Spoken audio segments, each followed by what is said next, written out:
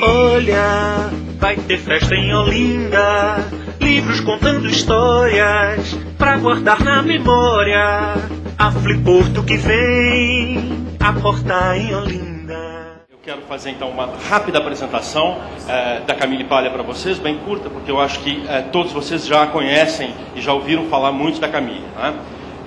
Isso vai ser, a ideia é que nós façamos aqui um bate-papo bastante informal, como se trata de um evento literário no Brasil, né, se entendeu por mais conveniente que nós façamos as perguntas em português, que vão ser traduzidas simultaneamente para Camille, que vai responder então em inglês para vocês, e vocês vão ter aí a tradução simultânea. Bem, Camille Paglia nasceu em Endicott, estado de Nova York, em 1947, em uma família de imigrantes italianos. É PhD em língua inglesa pela Universidade de Yale e é professora na Universidade das Artes da Filadélfia, desde 1984. Em 1990, ganhou súbita notoriedade com a publicação nos Estados Unidos de sua tese de doutorado, Sexual Personae, Art and Decadence from Nefertiti to Emily Dickinson, publicada no Brasil 2 anos mais tarde. Em 1992, publicou nos Estados Unidos a coletânea de artigos curtos Sexo, Arte e Cultura Americana, editado no Brasil no ano seguinte. Vamps and Tramps saiu em 1996 e, em 98, publicou uma análise sobre Os Pássaros, o filme de Alfred Hitchcock. E, em 2005, o ainda inédito no Brasil, Break, Blow, Burn, uma coletânea comentada de 43 poemas. Paglia escreveu ainda regularmente no site salon.com. É considerada uma das mais influentes intelectuais públicas dos Estados Unidos e seu trabalho repercutiu no mundo inteiro. No início dos anos 90, em especial, envolveu-se em grandes polêmicas com o movimento feminista norte-americano, do qual parece se considerar uma dissidente, Camila. You get some Kirels in the school and at the university. So actually, you was the first openly gay student in Yale, yes. Isn't it? Isn't yes. it? Yes. So and now and then so Harold Bloom directed your thesis. So in the beginning of the 80s and during the 70s also, and so you finished your thesis in 1981. But it was also published in 1990, and then you get suddenly into success. So how was all this moment and this period, and how it was your career? Okay, my career. Can I be heard? Can I be heard? No, Well, no. I'm hearing you. Okay. Oh, my career was an absolute disaster. Okay? I was not until I was 43 years old was my first book published, and only after 7 different publishers rejected it. My book, Sexual Personae, was an expansion of my dissertation at Yale when it was a very conformist and repressive era. After the women's movement had a tremendous resurgence in the 1920s, there was a period there where women, inspired by the new right given to them to vote in the United States, were very active. They were very professional. There were women journalists and women playwrights and great important women stars like Katharine Hepburn and so on. Then suddenly there was a retreat after World War II when all of the veterans returned, including my father and 5 of my uncles from World War II.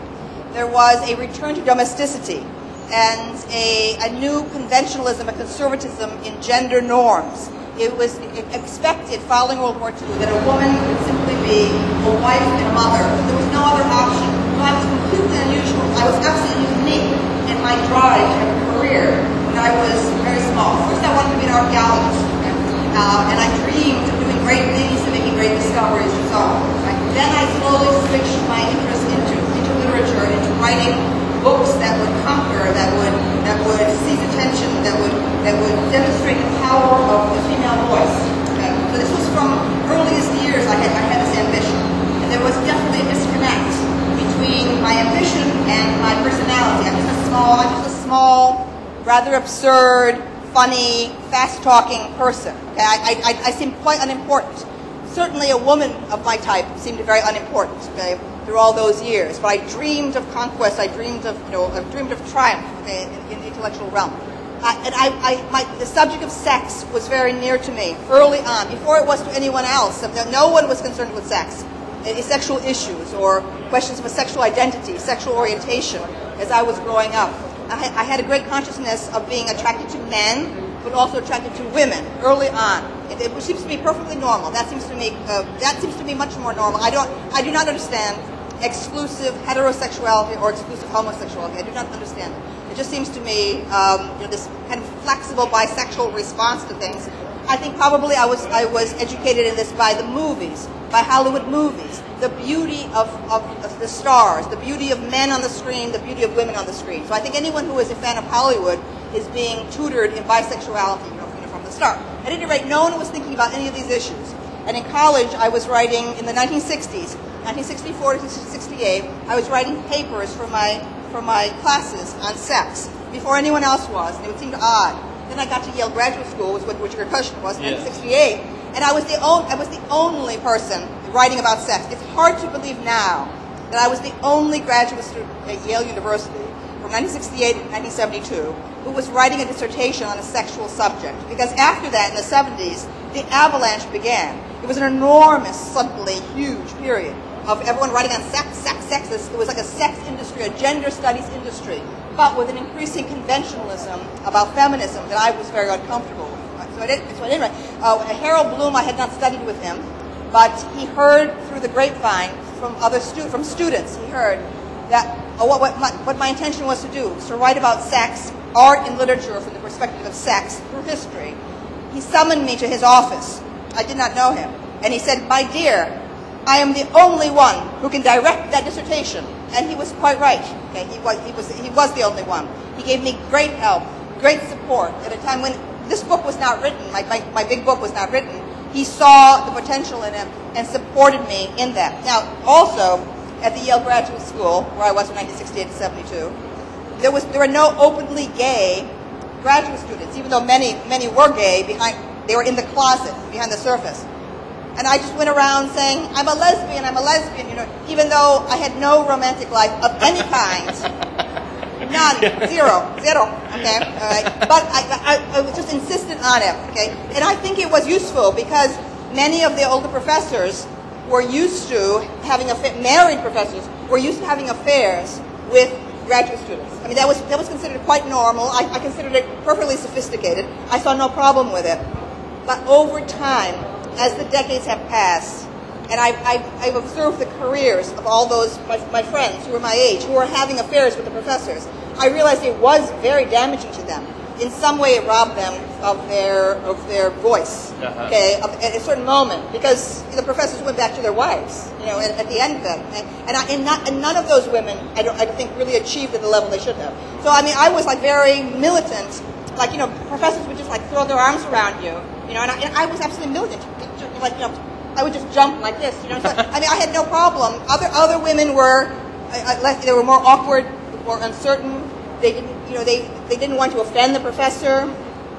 For the purposes of getting a job, they were unhappy with being handled and kissed, but they sort of went along with it. So it required a certain kind of Amazon fortitude, belligerence, daring, and also risk-taking and stupidity. I don't know what. I mean, just not thinking about my career, a lack of thinking about my career. And I just refused to accept anything that I thought was demeaning to women, ever. If anyone spoke in a way or acted in a way I felt was demeaning to women, I spoke out then. That is my philosophy as a feminist, is that you don't wait, you don't run later into tattle to a committee, to the police later. You do it now. It's very experiential now. Okay, this moment, risk social embarrassment, risk being thought to be a killjoy and a wet blanket. Oh dear, those are locutions. I don't know how to translate. I hope they can translate that into Portuguese. Wet blanket and killjoy. I don't know. That's a little bit. I mean, so I think that women have to take responsibility for themselves. Social change happens, yes, with government reform. Okay, there are injustices that only can be remedied through government action. But ultimately, the mission of feminism can only be carried forth by individual responsibility, individual courage on the part of women themselves. And that was a long answer to your question. And did you give Marcia a chance? Marcia has a lot to say. Did you question? Did you believe in human nature? And what is this human nature for you in your theory? You're referring to biology? No. When you talk about the Dionysium and the Apollonium, so did you believe there exists a human nature, a human essence?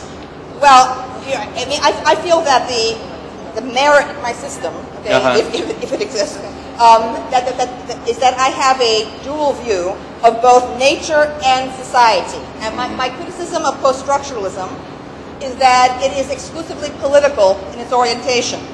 It sees nothing but politics and economics. But I think that politics are very important. I'm committed to the idea of social reform. But I feel that there are things much larger in society. Nature. There's an enormity of nature, a magnitude, the enormity of the universe, of the elemental powers, which I feel, I'm an atheist, but I feel almost have a kind of spiritual meaning and spiritual power to them. And so I feel that that's the range of my system, taking in both nature and culture. Okay? I think that's the power of it. Now, my feeling about biology and hormones and so on is coming from my own personal experience, because I feel that I was a conscious thinking, questioning being from my earliest years. I just feel I was an observer, always on the periphery. I come from a very large Italian-American family. It was an enclave of Italian-American immigrants brought to the small town of Endicott, New York, for their skill in leatherworking at the Endicott Johnson shoe factories.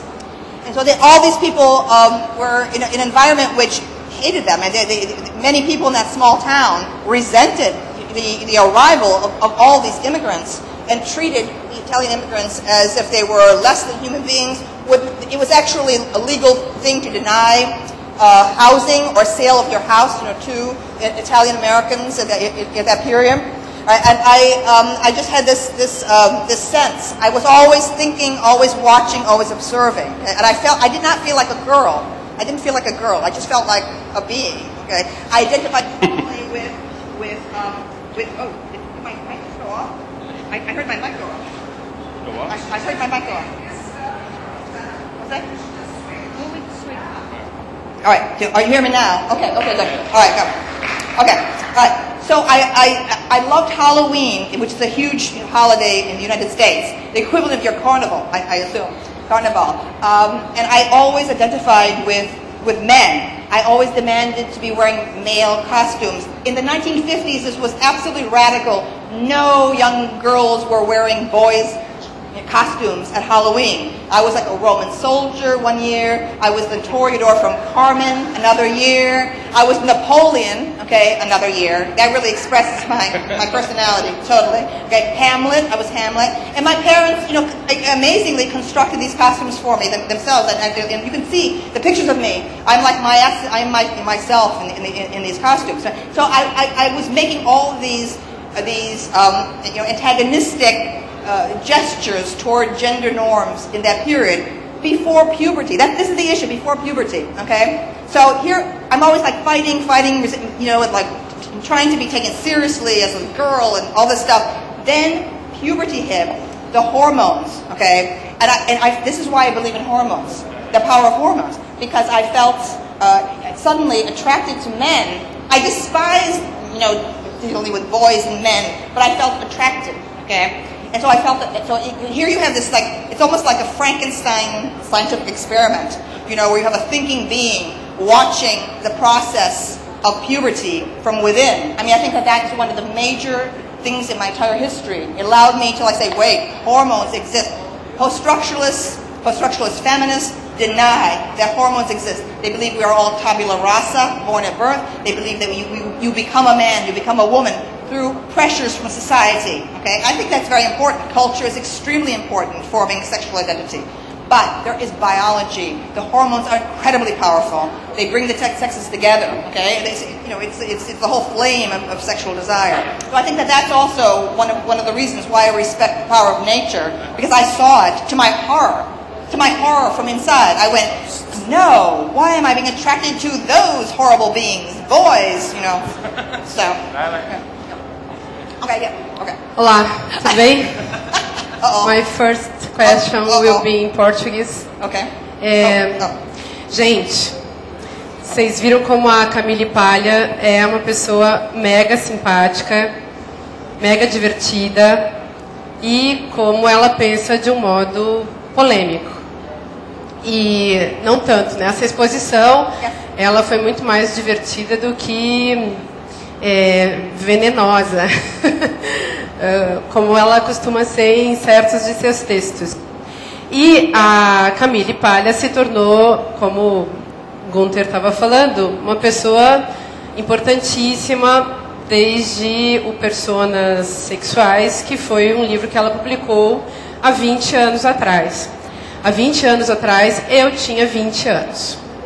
E eu me lembro, assim, da Camille Paglia como um monstro sagrado, ainda mais para pessoas como eu, que aos 20 anos estava começando a ver o que significava estar submetida à identificação como mulher numa sociedade machista como a nossa, e numa vida acadêmica machista como a nossa.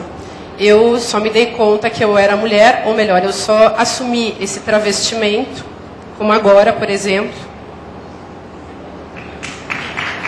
Eu estou travestida de mulher e eu assumi que eu me travisto de mulher há mais ou menos uns 10 anos. Demorei uns 10 anos para assumir esse travestimento. Por que assumir esse travestimento? Porque é muito mais divertido do que vestir-me como Gunter Axt, por exemplo, que é um standard, assim, que eu não acho tão divertido. Então, prefiro me vestir assim. Então, para mim, ser mulher é um travestimento. Um travestimento porque o que é gênero? Gênero, que é uma questão que Camille, então, conhece tão bem, e que foi a invenção cultural, tudo isso que ela estava... Vários aspectos do que ela disse agora tem a ver com isso, com a construção cultural sobre uma determinada corporeidade, sobre uma determinada ordem biológica, mas, ao mesmo tempo, o sexo, que é um tema muito caro também a Camille Paglia, também pode ser dito uma invenção cultural. Quando a gente começa a estudar sexo, a gente vai para a biologia, a gente vai para a antropologia, a gente vai, sobretudo, para a medicina. E lá a gente descobre que os médicos, por exemplo, quando eles encontram uma criança intersexual, isso desde muito tempo, na Grécia Antiga eles matavam as crianças, durante o período moderno eles, enfim, faziam com que a pessoa assumisse pela roupa uma determinada sexualidade, e no século XX se sugere a operação para que a pessoa aceite uma definição. Quando eu me digo que me visto de mulher, sou uma travesti, portanto, é porque, na verdade, eu acho muito mais legal a não identidade intersexual do que as identidades sexuais.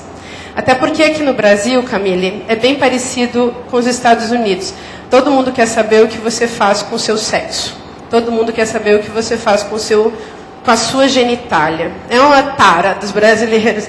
Então, a melhor coisa que a gente tem para fazer aqui no Brasil é evitar de comentar esse tipo de coisa, ou então fazer esse tipo de movimento de guerrilha transexual, intersexual, pansexual, que é mais ou menos o que eu gosto de fazer.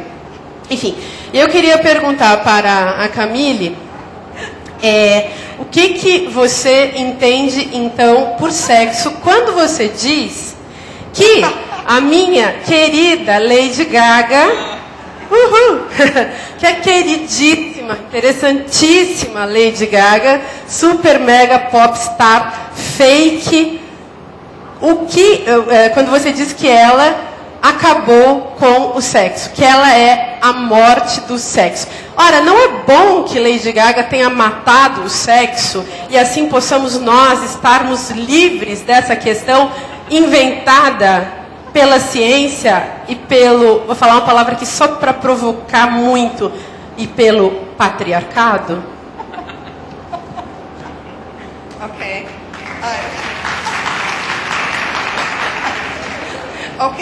There was a lot there. But I too agree the transvestite issue with women. Okay, that's why I called my feminism drag queen feminism, because I identified so strongly with drag queens.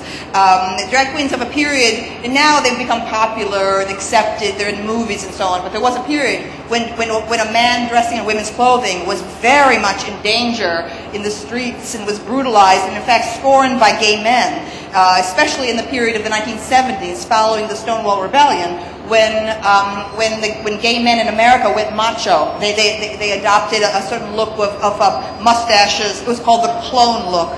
They wore lumberjackets and blue jeans, and everyone looked very tough. They were ashamed and embarrassed about the drag queens. Right? But I felt that the drag queens make a commentary on female drag. I mean, some feminists feel that drag queens, Louis XIV, or well into the 18th century, men could wear beautiful fabrics, could wear silks and lace and brocades, and could indulge a feeling for beauty. But then what happened in modern times is something very terrible. Following the Industrial Revolution, a uniform was imposed on men. A uniform. In the 19th century, it's so depressing to see pictures of men all in black, looking like undertakers, funeral directors, with like stovepipe, being very solemn. And meanwhile, women with their tremendous range of possibilities.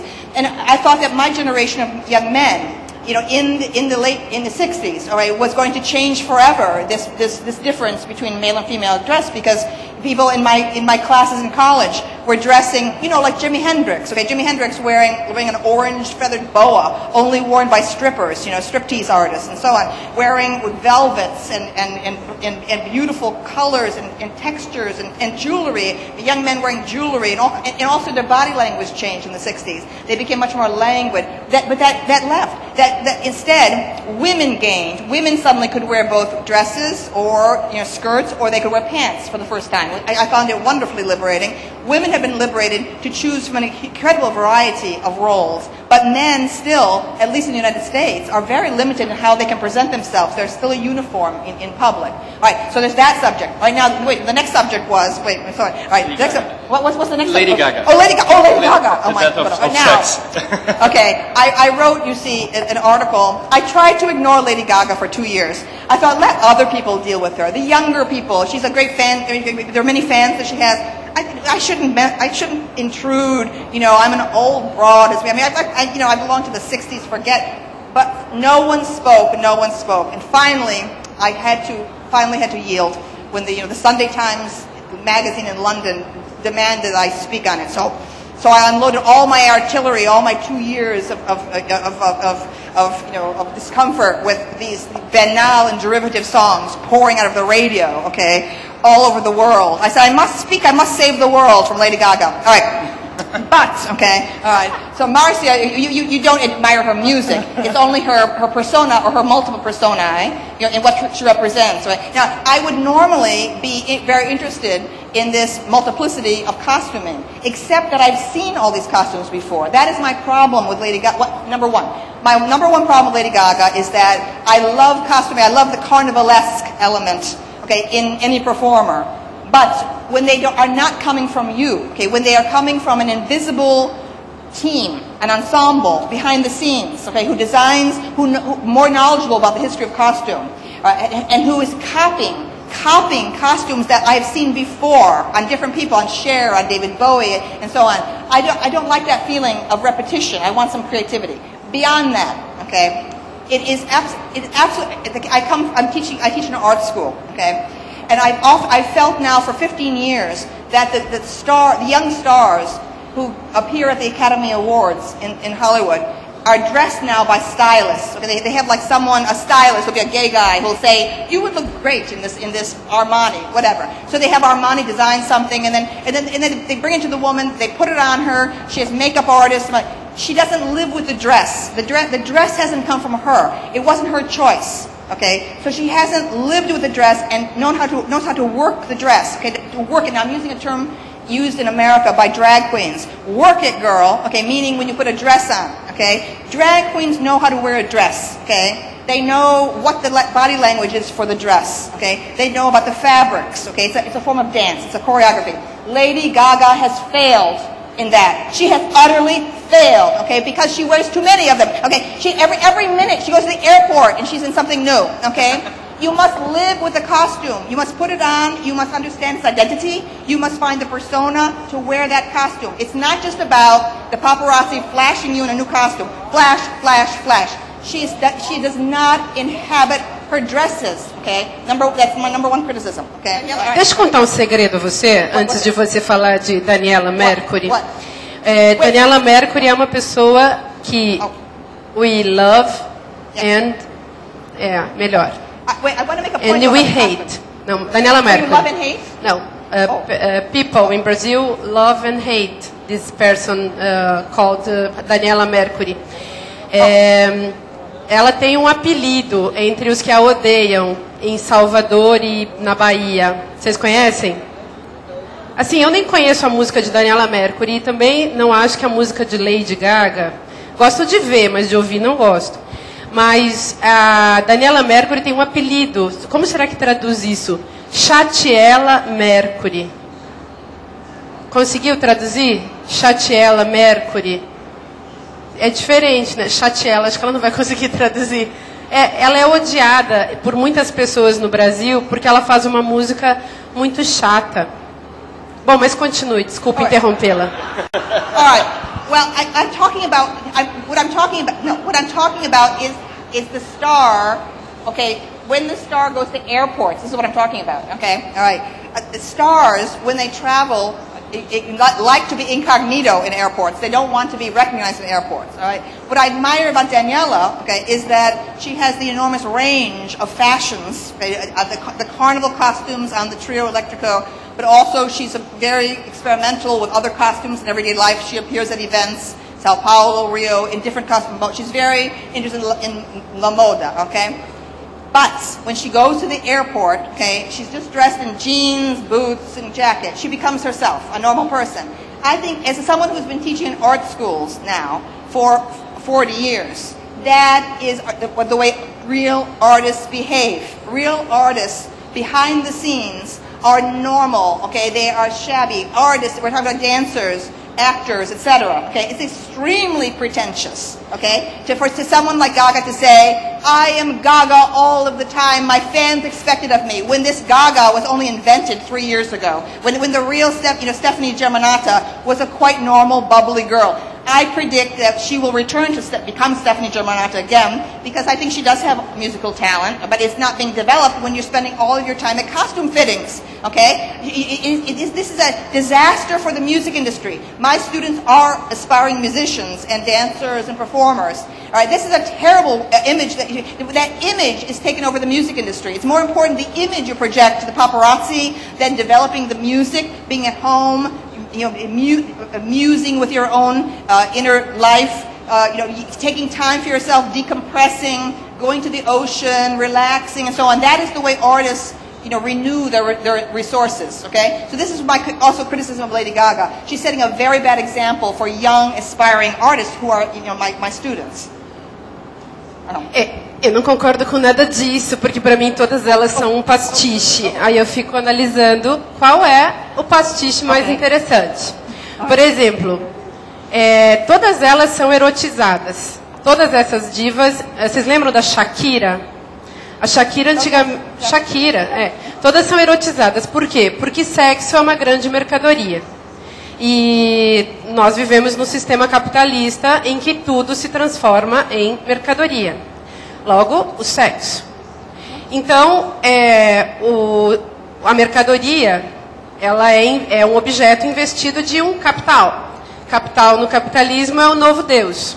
Se o sexo é o capital, ele, dá para dizer, é o nosso Deus. E é claro que vai vender muito. Se não vende, ou se vende, é porque nós acreditamos nele como um Deus. E por isso, quando a gente percebe esses personagens, como a Gaga, mais do que a Madonna, em que ali o sexo é ainda mais fake, em que a erotização é ainda mais fake, inclusive irônica e debochada, então me parece que ela deu um passo à frente do que tinha feito Madonna na época em que, por sua representação, transformou as meninas de uma geração Aqui no Brasil teve muito isso, em loiras histéricas, ensandecidas, com todo respeito às loiras. Eu tenho uma amiga da minha idade que ela, desde os 13 anos, em função de Madonna, pinta seus cabelos de loiro e usa meio arrastão rasgada. Fica legal também, nada contra. Mas ela faz isso porque ela tem essa imagem para copiar. Eu entendo que o que incomoda você é o excesso, o limite que foi rompido entre a sociedade do espetáculo e a vida. Porque Madonna, por mais que tenha uma vida espetacular, tem também uma vida não espetacular. Se bem que a vida não espetacular dela também é bem espetacular, né, gente? Então, ela tem uma vida não espetacular. E Lady Gaga não deixa ver isso.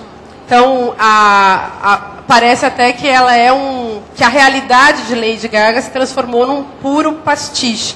Talvez seja isso que incomode muito você. Camila, aproveitando o gancho... Wait, can I say... I want to respond to one thing. Okay. Wait. Let me see. Here's the thing, okay? Yes, the modern spectacle. I am concerned also about the all absorption of young people in this an artificial media climate. As a exponent and defender of the arts, I feel that history is falling away, and they're almost like in a hallucinatory other realm of cyberspace, with modern media. But it has to be said that I am a great fan of modern Hollywood, and Hollywood from the start was a commercial enterprise. The whole thing was built on money, on making money. The immigrants who wandered into becoming the first heads of the Hollywood studios, the first producers, the first directors, and so on, had been like, in clothing. They had done clothing merchants or other products, and it just was another product to make money with, right? And making money has been at the heart of popular culture for 100 years now. Okay, and in fact, you can see it also in vaudeville and musical theater that preceded it.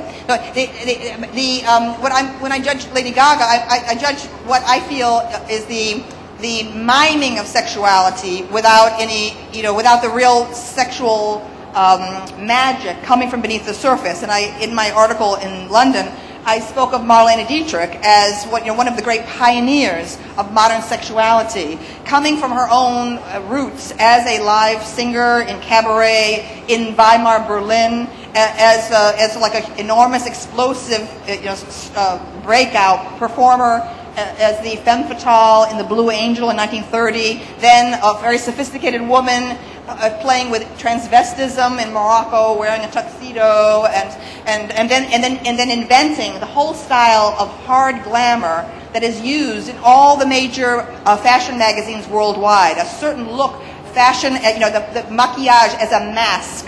Baudelaire actually prophesied that, but she's the one who created that look. And it was a look that gay men loved. Gay men understood from the start was transvestism. They understood. They saw Marlene Dietrich as a drag star because, in fact, she was like a participant in the great drag balls in Weimar, Berlin, at the height of Weimar decadence. So I think yes, okay, yeah. I mean, I think there always is this transvestism, lingering, masquerade behind these. The most glamorous female looks, of the last century. Nevertheless, coming from Dietrich, to all reports from her daughter, didn't care for sex that much. Was not interested in actual sex. And she yielded to men and so on. She had affairs with women, but the actual physical sexual relations was not that important to her. I mean, it really was about theater. It really was a projection, which is why she disappeared, became a recluse at the end of her life in Paris. She didn't want to be seen as her real self. She didn't exist as a real person. And she existed simply as this artificial image on screen. And you see it with Joan Crawford also. Totally artificial. The names I'm mentioning were beloved by gay men. Gay men in that period before Stonewall understood this secret masculine essence, this soul, in these great stars, right? So I think there's a whole history of Hollywood is filled with these gender relations, but also the one thing that means success in the history of Hollywood is box office, it is profits. So I do not object to capitalism and its intertwining with popular culture. It is capitalism that permits the lavishness of the spectacle film.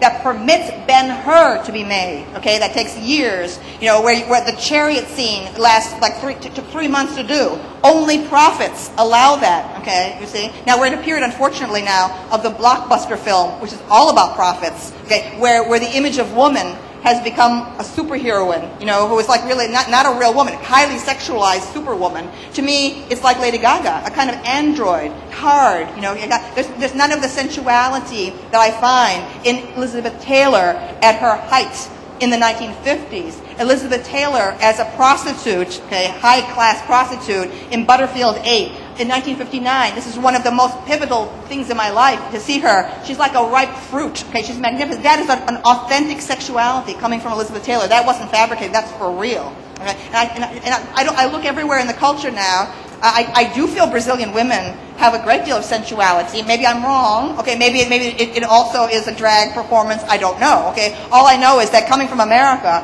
the women are boring in America, and then you come to Brazil and you go, oh my Lord, I'm like looking like this, and oh my God, these are magnificent women, you know, with like 30 different racial colors in their skin, and and so walking.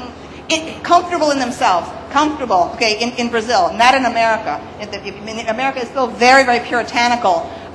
There's an artificiality about female beauty in America, and also a sense of embarrassment about it. There's a sense that a serious woman in America can't possibly also be beautiful. Beauty is a disadvantage, a professional disadvantage, and then even more so in Britain, even more so. Okay, so I think that there's a great difference in Northern Hemisphere and Southern Hemisphere in these issues. But, okay, all right. There's a very interesting point in this discussion. Yeah. So why did you get into the popular culture? I mean, why did you decide to study the popular culture? In the United States. What's so important? Popular culture is so important to you in your theory. So when I was a small child in Endicott, New York, upstate New York, this is the snow belt. It's called the snow belt where we lived. Here you have an entire town of Italian immigrants transferred to the snow belt. The skies are gray a lot of the year. There's a tremendous amount of snow and cold.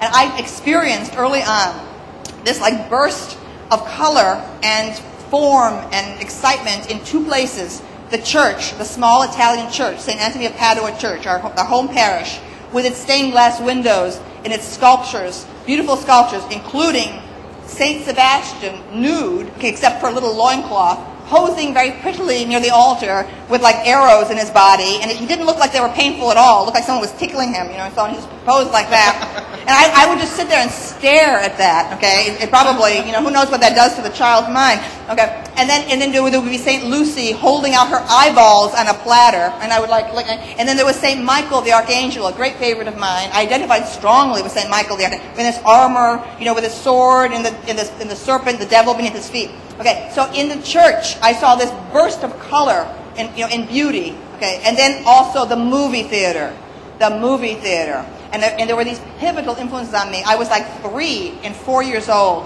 and they were Walt Disney's Snow White. Okay, and there was the Witch Queen, incredibly elegant and glamorous. In retrospect, I feel that she was modeled on Marlene Dietrich. I don't think it's ever been mentioned, but that hard glamour that the Witch Queen has. Okay, their femme fatale, the dominatrix. I went, whoa! I had no interest in the Virgin Mary. All that mild and tender, silent thing, suffering at the foot of the cross and all that. Christianity bounced right off of me. Okay, I gravitated toward the saints. Okay, that whole story of Christ and Jesus and Mary and Joseph, and the Christmas carols in school. They made you sing these Christmas carols, okay, all the time, all about the silent night and the holy night. I thought, what? I did not identify it at all. But in the movie theater, I see this force of black magic, the Witch Queen, much more interesting to me than the Virgin Mary. Okay, then this was pivotal. I saw the movie Showboat. Okay. Ava Gardner, okay, and since then I've seen this movie repeatedly, and I can identify the exact moment I became a lesbian, okay, at that moment, okay? There is a moment, okay, where all of a sudden the camera comes in close, Ava's head, a colossus filling the screen, a colossus, okay, and all misty, and she's singing this thing about her man, and so I can absolutely see the magic of it, even to this day. It's so powerful. Okay, and here's Ava Gardner In real life, Ava Gardner was a tigress, okay? No one could tame her. Frank Sinatra dominated every woman in his life except for Ava. Ava just destroyed him. And all of Frank Sinatra's wonderful singing in the 1950s, his blues, his heartache, all comes from the way Ava dumped him, okay? She could drink men under the table, okay? She was probably multiracial. She probably was a combination. She was like poor white trash from North Carolina, okay? She had to be taught how to speak. She had such a heavy accent, no one could understand her, okay? She never liked shoes. She had to be barefoot all the time. And so, okay, she probably was a little bit black. She said she thought she was a little bit black, okay? Her best friend, or the woman who traveled with her, was black her whole life, okay?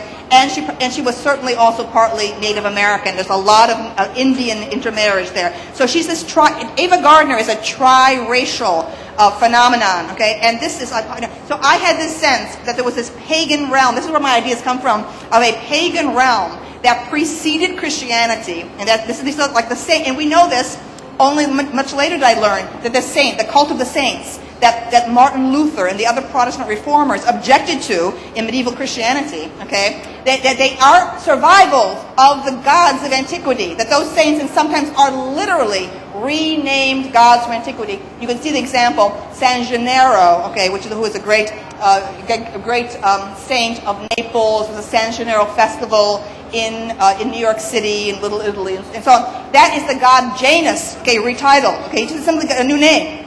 And you know, the word pagan, it comes from, all it means is person of the countryside, paganus, person of the countryside, because it was the cities in the Roman Empire that first converted to Christianity. That the people of the countryside stubbornly clung to their cult of the old gods, okay, and that is why Christianity was extremely fascist, okay, about going in there and leveling temples, particularly the temples, you know, shrines in the countryside, and building a Christian church on the ruins of that pagan temple. My mother, my whole family, my mother's side, comes from the small town of Ceccano, near Frosinone in Lazio, sort of north of Monte Cassino. And the church my mother was baptized in is such a place, okay? It is a church in honor of the Virgin Mary, and the foundations are a temple of Minerva, okay? That's how far back you go. And then the stones, you know, there's great stones on the citadel of my mother's town that date from the Volscians, okay, who preceded the Romans, okay? So I have a great sense of history. But I just feel I'm a pagan being.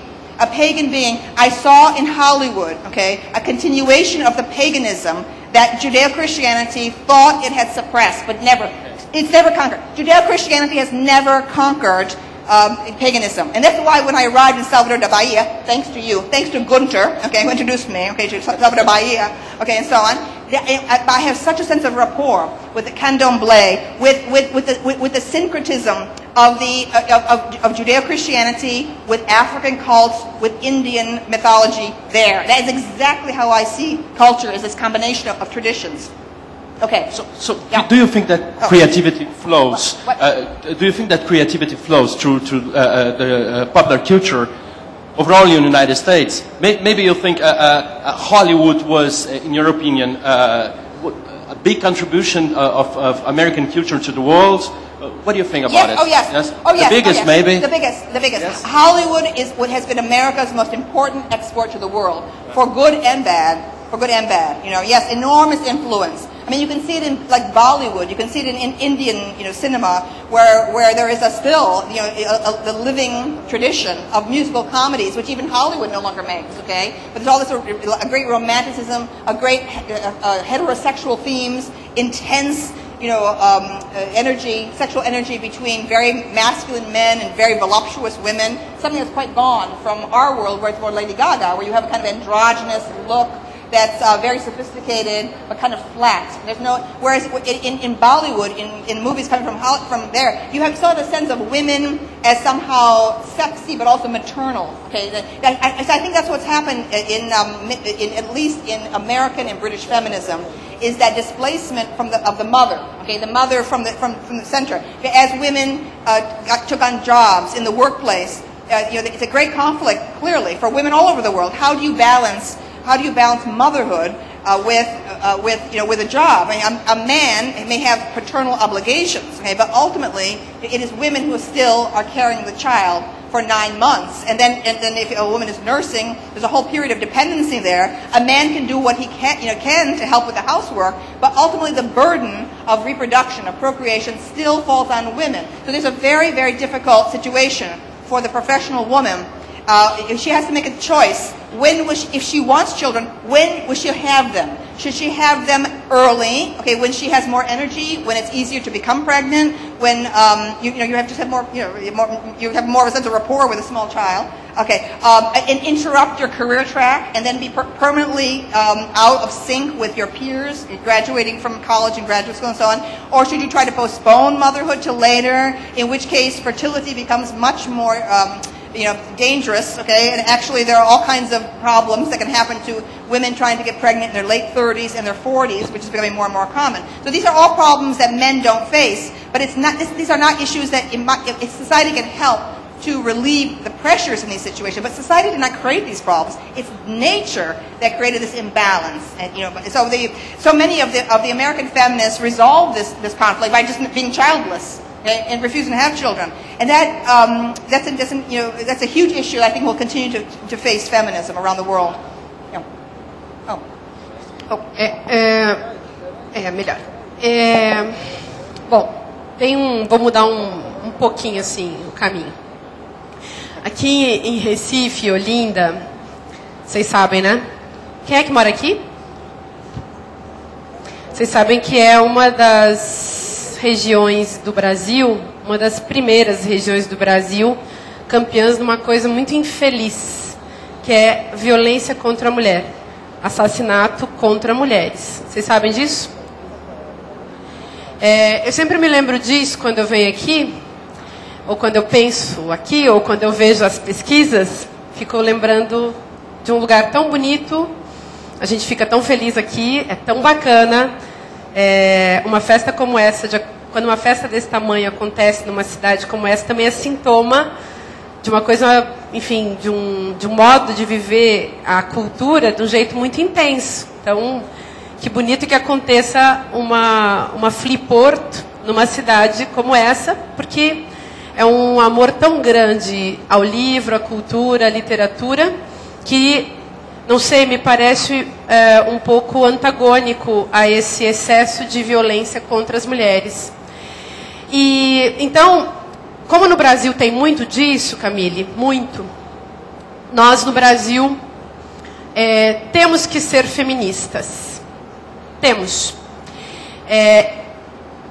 Eu, por exemplo, e muitos de vocês, é bem provável que não precisem ser feministas, não é?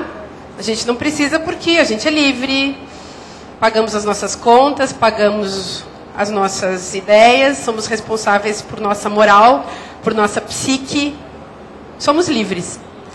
Mas no Brasil é muito interessante, muito necessário que se construa ainda nesse estágio atual da nossa cultura e da nossa história, que se lute de um modo feminista pelos direitos das mulheres. Então, ser feminista no Brasil é necessário. Eu entendo o feminismo como uma luta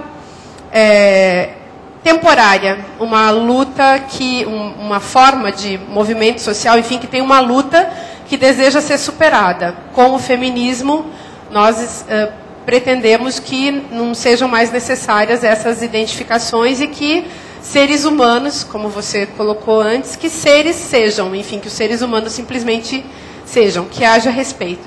E eu queria perguntar a você, então, como você vê o presente do feminismo? Você está tendo uma certa convivência com o Brasil há um certo tempo, e você conhece um pouco da nossa cultura, e nós conhecemos um pouco da sua cultura, da cultura americana. Acho que os Estados Unidos estão muito mais avançados, e os problemas feministas contra os quais você se insurgiu também são muito mais típicos de uma cultura americana do que daqui. Aqui a gente não tem, é muito raro encontrar aquela feminista macho. É muito raro. Até porque a gente é muito mais livre, né, gente?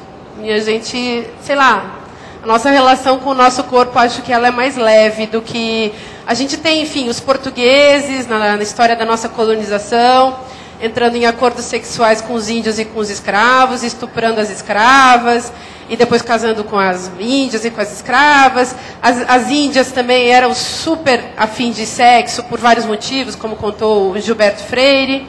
Não sei se você sabe essas histórias.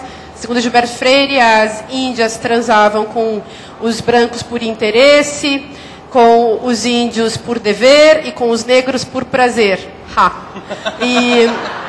Então, a gente tem uma relação muito mais assim com esse negócio de sexo, sabe? Não tem... O puritanismo só está em nós, mais para o sul, assim, que a gente sofreu com aquela droga de colonização italiana, mas italiana também é tudo carcamano, então fica mais leve. Não é um negócio assim tão pesado como se fosse uma colonização inglesa, com Rainha Vitória nas costas e tudo isso, né? Aqui sempre, enfim, o nosso clima foi de sacanagem, e a gente sabe que... Está todo mundo enganando todo mundo todo o tempo. E, então, eu estou falando isso só para perguntar a você, como você entende hoje, na sua cultura, na cultura americana, a existência do feminismo? E se você concorda com essa ideia de que algum feminismo ainda é necessário? Camille, só completando a pergunta da Márcia, que eu acho que é muito pertinente, em 1990 você publicou, logo depois da Sexual Persona ser publicado, você publicou um artigo de opinião, eu acho que foi no New York Times, dizendo que Madonna seria o futuro do feminismo. Foi considerado recentemente esse artigo um dos mais influentes artigos de opinião já publicados no New York Times. E foi considerado profético por muita gente. Como você vê, né, o feminismo que existia no início dos anos 90, né, e o feminismo que existe hoje? Lembrando que você dizia nos anos 90 que as drag queens eram as sexual persona, né, da década. Nós temos umas personas sexuais dos anos 2000, né, e dos tempos atuais. Existe essa persona sexual hoje em dia?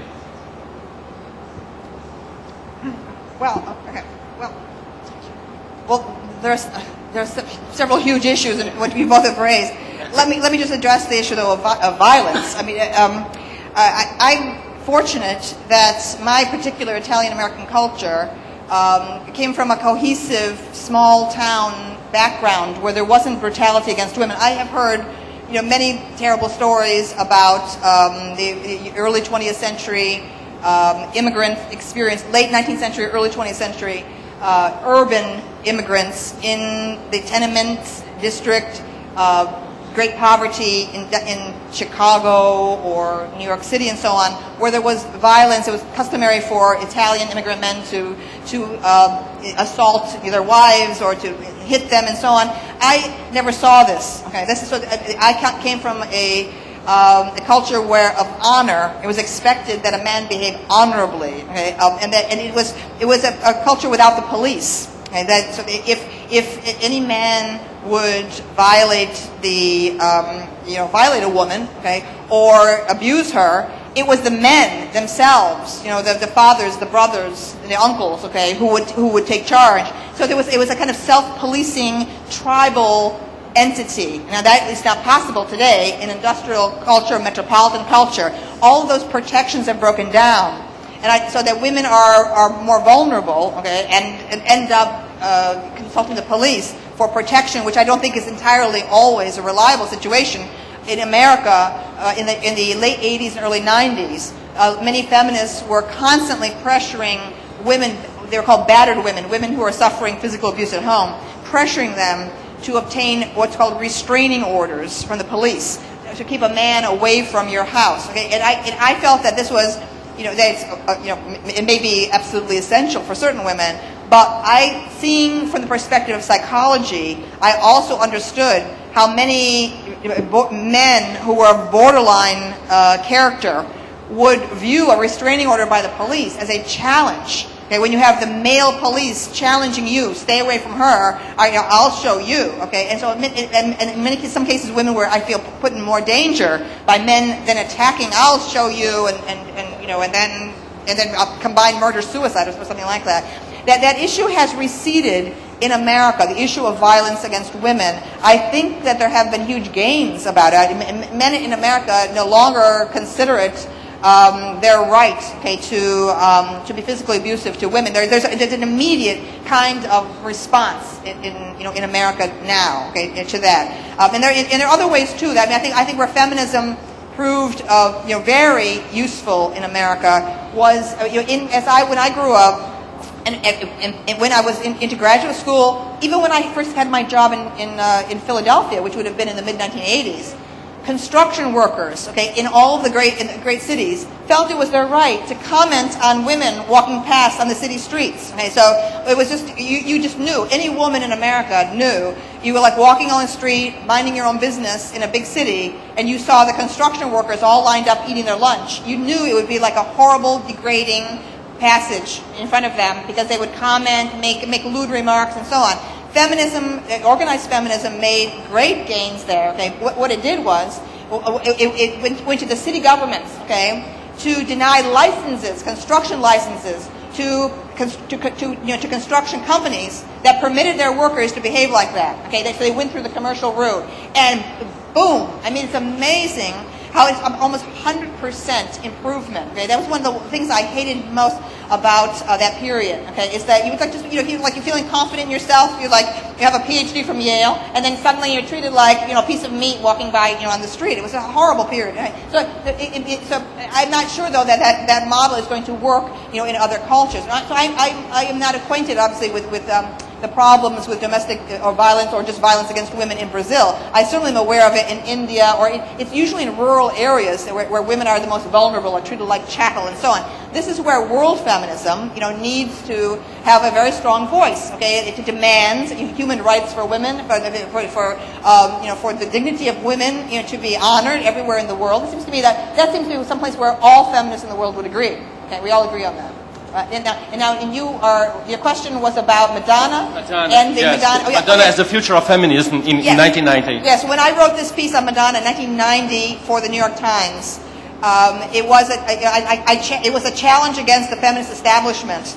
And it said that Madonna, in her embrace of her own sexuality, and also her embrace of beauty, and her embrace of popular culture, her imitation of Marilyn Monroe in her videos, or Marlene Dietrich in other videos, and so on, that what she represented was a whole new path for feminism, and it turned out to be true. People were utterly scornful. When I said Madonna is the future of feminism at the end of that, people could not believe it. They said, that's stupid, it's idiotic, what do you mean? And then now we look back and we see that what was happening, a young generation of women was indeed rising in the United States, younger than me, who embraced lipstick and makeup and sex, and so there was no for many young women there's no longer a conflict between being beautiful and being a feminist. In the old guard feminist like Gloria Steinem, okay, they have receded. They were my antagonists. Gloria Steinem compared me to a Nazi, compared sexual personae to Mein Kampf. And without reading it, none of them read my book. They just said, "Oh, she doesn't agree with us, therefore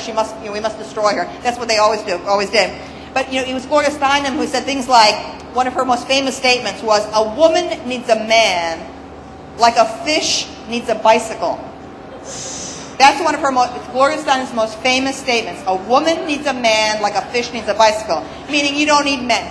Meanwhile, the hypocrite Gloria Steinem was never seen without a man on the social circuit in Manhattan. Okay, it is an outrage. It's an absolute outrage that she was telling that to women across the United States while she was being escorted by every rich person to her Lux parties and so on. Right? And the way she turned Ms. Magazine into a vehicle of a very ideological feminism that was, I was very involved in the debate, the controversy over pornography. Women, feminists were, from the late 70s through the 80s, maintained that pornography causes rape.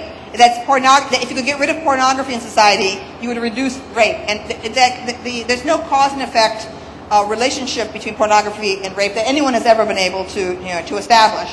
But it was very extreme. The position was very extreme. That is, feminists were saying at that time, this kind of feminist, they were claiming that the display of a woman's body is by definition degrading. By definition degrading. That a nude woman, okay, a picture of a nude woman, including paintings, great paintings, okay, that they offer a woman's body as a passive object subordinated to the male gaze. Now, I violently disagreed with that theory. I feel that the theory of the male gaze came from a very nice woman who I've met, Laura Mulvey. Very nice, but knew nothing of the arts, knew only film, knows nothing, has no history whatever of studying the visual arts or understanding how the visual arts works. So to me, it's a ridiculous theory. I reject it completely, the male gaze. I reject it about Alfred Hitchcock's movies, I reject it about the whole history of the arts, and it led to all kinds of stupidities, like, here's an example. At Pennsylvania State University, in the early 90s, a literature professor, a woman, a feminist literature professor, was moved for her class into the art building, okay, where for 40 years had hung in a classroom, for 40 years, unmolested, a copy of Goya's Naked Maha.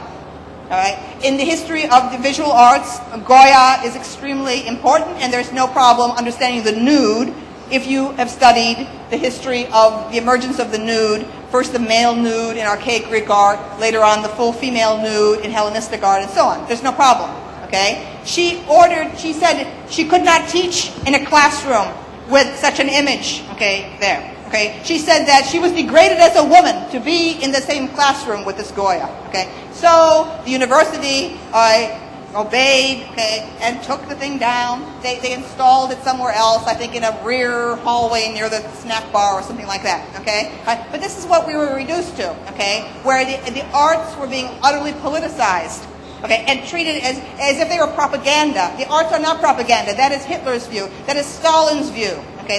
It should not be the view of lovers of art, okay? And so feminism, too, was saying art must be subordinate to our agenda, and that's another place where I resisted and tried to, and I said that, in my view, why is it that gay men never were this?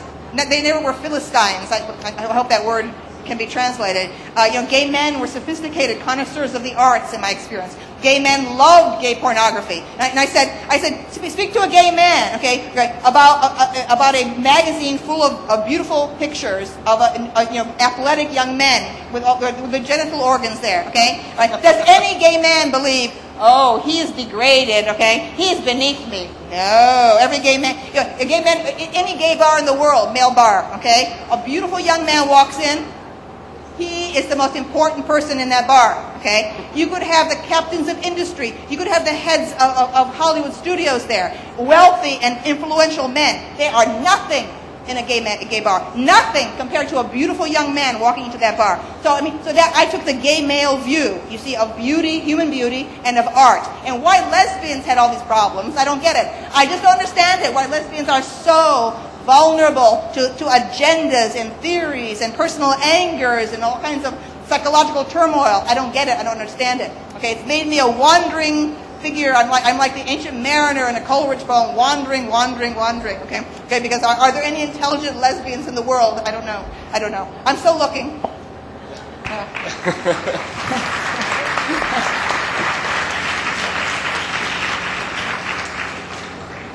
Camille, there's a lot of questions from the public here. Okay. So, I have a question. I thought Marcia was... Yes.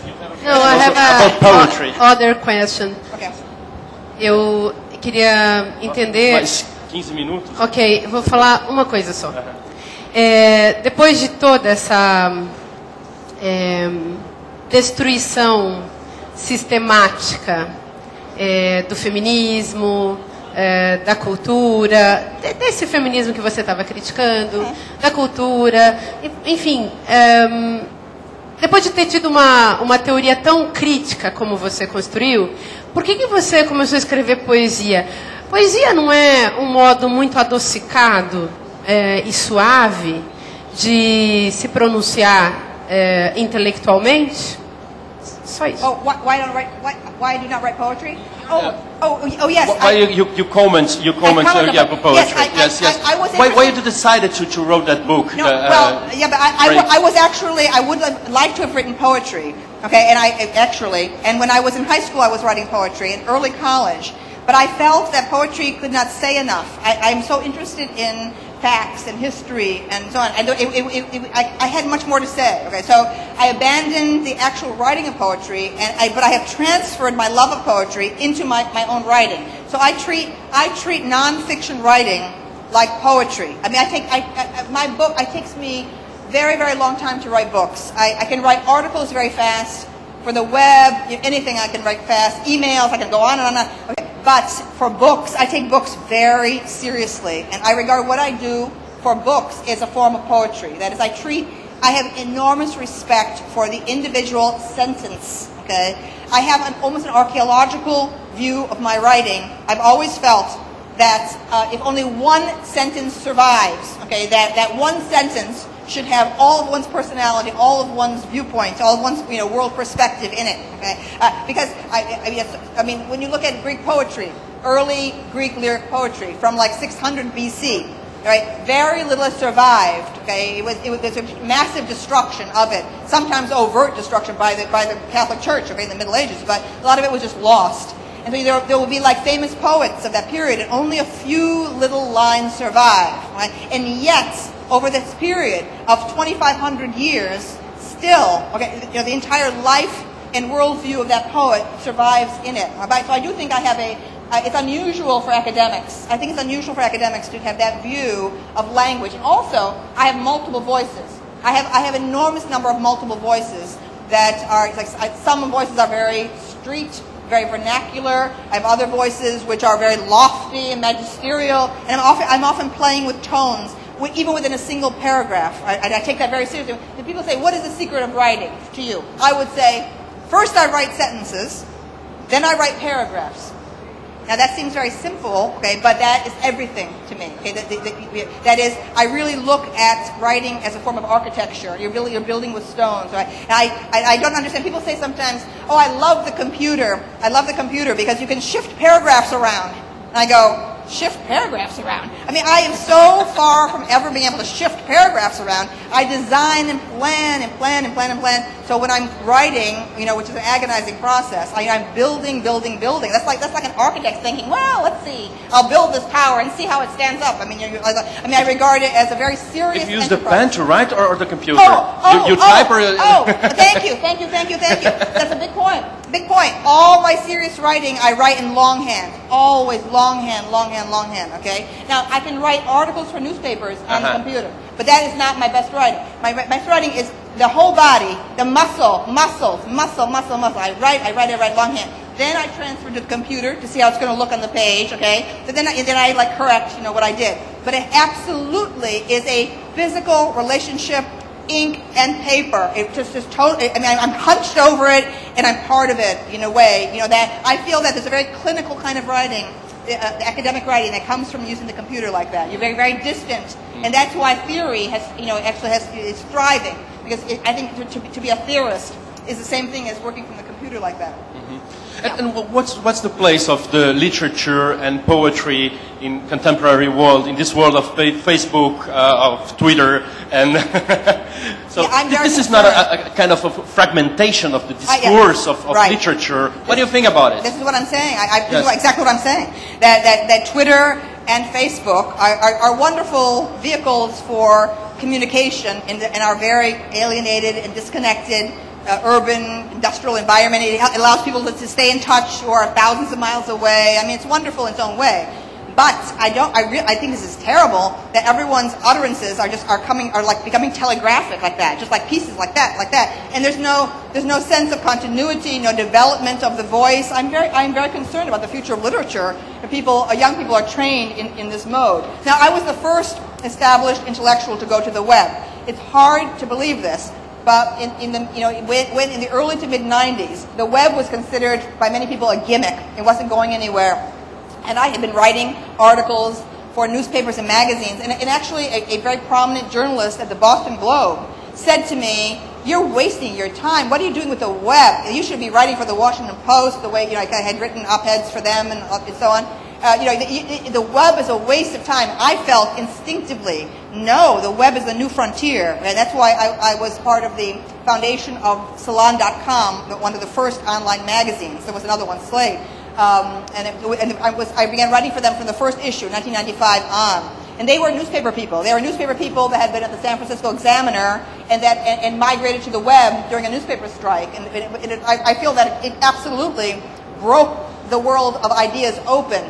It was possible to suppress ideas. An establishment could suppress ideas dissonant ideas within feminism, within political parties, and so on. And now with the web, anyone can say anything. It's an incredible tool, amazing, amazing tool. Okay, for fulfilling the prophecy of a figure who influenced me, Marshall McLuhan, who foresaw a global village, someday. And first it was television that did that, and now the computer or the web is obviously part of that legacy, because you have a transfer from the TV screen to the monitor of the computer. It's the same mode, but now you can have the whole world on it. But yes, I'm very concerned. The quality of information also on the web is highly unreliable. Students are more and more very disinclined to go to the library and do research and handle real books. They want to sit home and comfortably and just find things on the web. And so that's what I'm getting now. It's very difficult for me to get anyone to do actual research for anything. I'm just getting web. And there's Britannica.com. That's kind of a stodgy resource, but mostly things on the web are filled with misinformation right now. We're not into a period of reliability. So I'm concerned about this for a generation of young people who believe everything they read on the web. And I think that they might become vulnerable to a fascist, rising fascist, charismatic, who tells them what they want to hear, who talks in sound bites that are like Twitter and Facebook. They expect sound bites. Now I'm lucky because I speak in sound bites, and I write sound bites, so I feel at home in this realm. But I'm worried because sustained discourse, sustained argument needs patient attention. And my students are certainly not.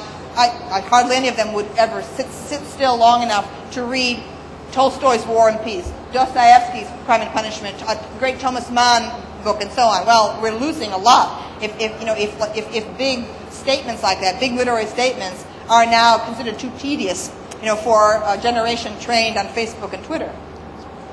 There's a question here about French culture and why you criticize so much French culture, and what was the methods you used to analyze all these 43 poems in your last... well, this is two questions. Yes, two questions. I think they are related because... how was the method you used to analyze all these poems? And it was the French...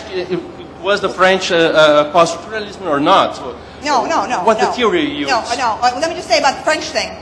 No, I am not opposed to French culture. I feel that I was raised with the best of French culture because my father, who was the first of his family to go to college, the only member of, there were 10 brothers and sisters, he was the only one who went to college. He went to college on the GI Bill. That is, he was a veteran of World War II, and the government gave money for them to go to college. So I was born, my father was at college and mopping floors, the kitchen, and so on. And he then went on, supported by the government, through a grant from the government, he went to the Sorbonne to study French. He became a teacher of Romance languages in high school, and then later on in a college, a Jesuit college in Syracuse, New York. So I was raised surrounded by the best of French culture. My father brought back from Paris magnificent books showing the art treasures of the Louvre, portfolios of sculptures from Fontainebleau, from Versailles, and I had them on my wall. It's like nudes, nudes of Diana, Diane Danae, the hunt, and so on, as the goddess Diana. So, and then my father, was like his beautiful French accent, or perfect accent when he spoke French and so on. There was poetry, always French poetry around the house. So what I objected to was this thing, this machine that took over in American universities. It has nothing whatever to do with British literature or American literature. It has to do with French culture. In other words, I have no objection to post-structuralism as an internal response of French culture to itself, of this interrogation of the French language, which had been very limited and austere since Racine, the limited vocabulary considered appropriate by Racine. This was a kind of cage. The repetitive phrase forms, the neoclassicism, the coolness and serenity of classic French discourse. So you get the post-structuralists like Lacan and Derrida, really a form of vandalism, and trying to by contorting the sentences and twisting them and turning them, showing what is possible or not possible within French. But the whole thing is a great satire. What they're doing is has only to do with the French language. That's what in the French rationalist mind, descending from Descartes. It has nothing to do, with American culture. The idea that American culture needed deconstruction is so absurd, America had no culture to deconstruct. All we had was Hollywood, We did not need deconstruction. We needed construction. We needed more import of the arts, So, all right. And these American academics, from the mid-70s on, who became infatuated with post-structuralism, most of them were reading it in English translation, which makes no sense whatever, right? So they would be sitting there puzzling, over an English translation of the very deep thinkers, Lacan, Derrida. This must mean something, Now, I don't care what they do with their time, but what was criminal, was their imposition of this on students who know nothing in America. They know nothing, How they need time in college to be exposed to the arts, to great literature, to great works of visual arts, to history, to science, to everything, right? And instead, their time was being taken up at the elite schools by puzzling over bad English translations of this gobbledygook from Paris that already was unfashionable. It was like a fad in Paris. It went in and out. Late 60s, it was in and out, And the Americans all decided that they were going to show they're humanists and they are deep thinkers, They are going to, so this heavy, clumsy thing came over, And it was like this terrible affliction imposed on the humanities departments in the United States, And guess what's happened? The utter destruction of the humanities. Utter destruction, right now, the humanities are in battle. Every article says this, from the Chronicle of Higher Education to the New York Times. The humanities in crisis. Departments are being dropped.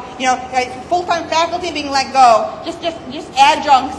Part-timers are being hired at low pay without benefits. So, well, thank you. You did this, post-structuralists. You created this devastation, and now left with your fat pensions and your salaries, going off to condos and in Boca Raton, Florida, like that Stanley Fish. And so on. I mean, it makes me sick. They should be arrested. They should be charged, with fraud, what they did. All right. So anyway, We got more 5 minutes, Camille. Right. Only more 5 minutes. All right. And so there's so many interesting questions here. Of course. So there's ones about. There is any connection in your work with the Jewish culture and the Jewish community? I guess you mentioned something like that in Art, Sex, and American Culture in one of those articles. So and Harold Bloom is Jewish. Yes. The two most important teachers in my life, in college and in graduate school, were Jews. One was the poet Milton Kessler. I have written a memoir about him, and the other one was Harold Bloom. And neither of them behaved the way an American professor was expected to behave. I've compared both of them to visionary rabbis. Their whole style was very prophetic. They were passionate in the classroom.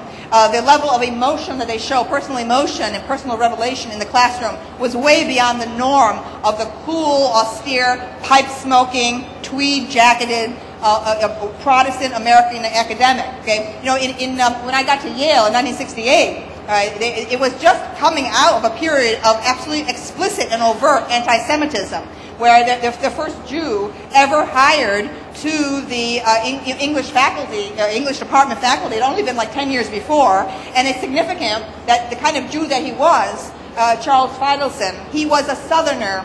He was from the South. He was from Atlanta, so he spoke with a Southern accent. So he didn't seem Jewish.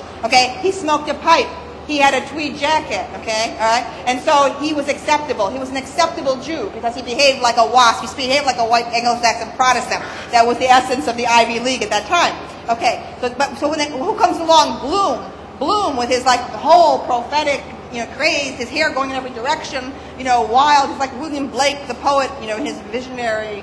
And just the level of passion and engagement is so different from that of the cool, distant professor. So Bloom and his friend Jeffrey Hartman had both been fired. Actually, they had been fired. Okay, they had been terminated by the Yale English faculty and then brought back. I think there had been some kind of controversy. So this period when I arrived at Yale was a period when there not only had Jews just recently become established at Yale, okay, on the faculty, but also gays. There had been a purge of the gay male faculty at Yale that happened just before I arrived. Okay, which made it particularly dangerous my going around saying I'm a lesbian there, you see. And some of those, they all gone up, I guess most of them had gone up to Smith College and landed at Smith. So there were a lot of like sort of these gay male exiles at Smith.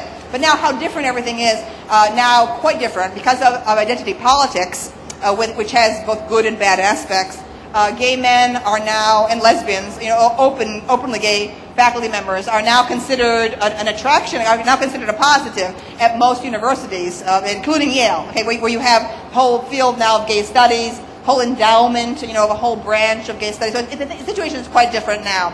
But Jews were coming out of a period there in America where Jews were explicitly prevented from buying property in many WASP areas in the United States. And in fact, it's a theme at the end of one of my favorite movies, Anti-Mame, okay, where Anti-Mame confronts the overt anti-Semitism of these the Aryans from Darien, these people from the very chic area of Connecticut. So it was actually perfectly permissible to have on the books that this property should not be sold to Jews.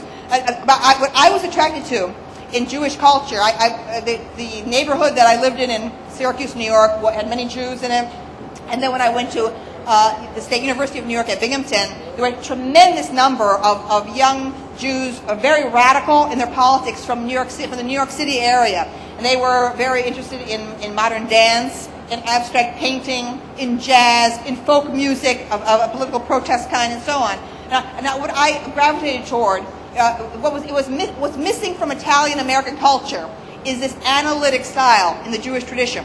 To analyze society, to analyze history, because that is the legacy of Jews. Jews have the sense of history, the enormity of history, which is rehearsed, you know, at the Seder, at the Passover service. Okay, why is this night, you know, not like any other night? And so on. So Italian Americans did not confront the social system. They did not believe in that. They banded together. They endured. Okay, they may complain privately. Okay, about injustices, but they did not confront them. And Jews showed me the pattern of confrontation as well as a pattern of analysis of psychology. Okay, and I was always interested in Freud, so I had that in common with Jewish Americans. So and also of interest in medicine. Okay, I mean, it's hard to believe that in the 1950s, part of the system of propriety in that very conservative era was that it was embarrassing to talk about illnesses. You must not talk about illnesses in public. In fact, you do not mention the word cancer. The disease cancer would never be mentioned in public. Okay, that's why when John Wayne, the Hollywood star, got cancer and recovered from it, he said, "I licked the big C. I defeated the big C." He didn't even say the word cancer, okay, because he was concerned. Now, Jews were heavily represented in medicine among doctors and so on, and I found with Jewish Americans an interest in talking about the body and about ailments. I mean, to the point of neurosis. I mean, everyone talked. I mean, almost the point of endless. The slightest symptom of anyone, okay, was immediately. It was a group meeting, and everyone decided, analyzed, talked about their knowledge of this system and that system and so on. Right now, my family, my Italian American family, to this day, they go to the doctors. They sit there like this, okay? And we say, well, what did the doctor say? Okay, well, did you ask the doctor about? No. Very analytic and also very learned. I love, okay, the sense of respect for learning in the Jewish tradition, the study of Torah. So this is what I've said, is that I blame, okay, the prominent Jewish academics who went for Foucault, who went for post-structuralism. And I said, you're going against learning, okay, against learning. You're turning against it. You're just applying a theory to things, instead of trying to learn the small details, which I think are sacred. I mean, I think that to me, I feel I follow in the tradition of monasticism, of the medieval scholars, right? A massive erudition is no longer considered a positive in American academia. When people look at job interviews and interview candidates for a teaching position, no one ever asks, how scholarly is this person? How knowledgeable is this person? Okay, it's only how skillfully can this person apply the trendy current mechanism Okay, right? And so learning has gone out of fashion in American academia, and it really, I think, it's appalling. The decadent decline. Okay, thank you. Oh. So we have no more time. Yes, okay. no more time. Thank you very much. Obrigado, gente. A Camila é uma feminista sem feminismo. Obrigado, pessoal. Boa tarde.